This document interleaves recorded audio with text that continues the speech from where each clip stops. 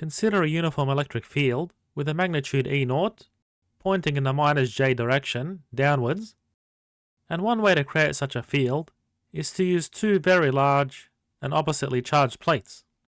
So these plates are contained in the xz plane or horizontal plane, have a length L in the x direction, and are separated by a distance of 2d.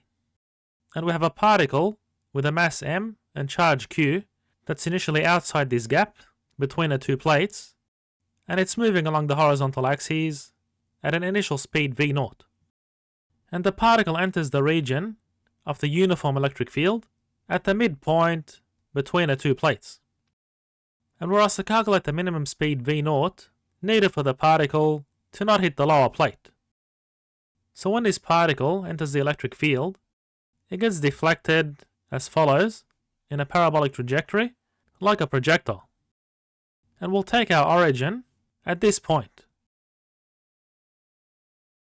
So what we have is the final x position is equal to the initial x position at the origin plus v0 by time t.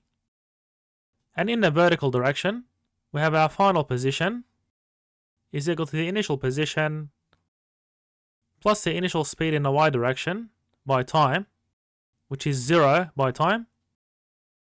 And then we have 1/2 by the acceleration, which acts downwards in a negative y direction, by time squared. And using Newton's second law, we can find the acceleration. So we have the force acting on the particle being uniform and downwards.